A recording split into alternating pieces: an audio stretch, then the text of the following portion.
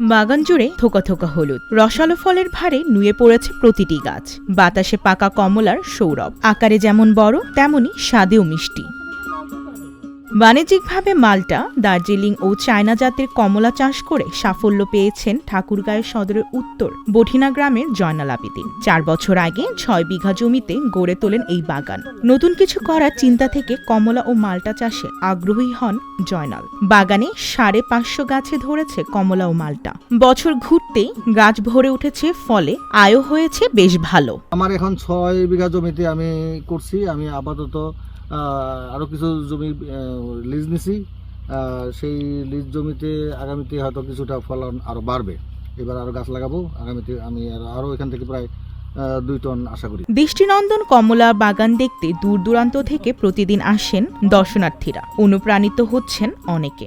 অনেক সুন্দর একটা বাগান, অনেক মানুষ আসে, অনেক দর্শনার্থী আসে। এখানে বাগানের ফলও অনেক মিষ্টি, আমরা খেয়ে দেখছি। বাগানটা সত্যি অপূর্ব, না দেখলে আপনারা বিশ্বাস করতে পারবেন না। প্রচুর ফল ধরছে।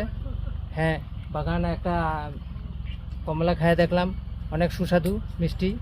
আমি গত বছরে ওনার ভিডিও দেখছিলাম ATN বাংলাতে, কিন্তু সময়ের অভাবে আসতে পারি না। কিন্তু এই বছরে লোভ সামলাতে পারে, এর জন্য সিজনের আগেই চলে আসছি। আমি তো দেশ বিদেশ সবসময় ঘুরি, ঠিক আছে। দার্জিলিংয়ে দেখেছি এরকম কমলা বাগান, কিন্তু দার্জিলিং কমলাতে যে আমার মনে হয় আমার দেশি কমলাটা এখানে মিষ্টি বেশি লাগতেছে। কৃষি বিভাগ বলছে এই জেলার আবহাওয়া ও মাটি লেবু জাতীয় সব ধরনের ফলের উপযোগী, তাই কমলা ও মাল্টার স্বাদ, মান ও গুণে আমদানিকৃত ফলের মতোই। ঠাকুরগাঁওর মাটি যেহেতু অ্যাসিডিক মাটি, এখানে মাটিতে অ্যাসিডের পরিমাণ বেশি।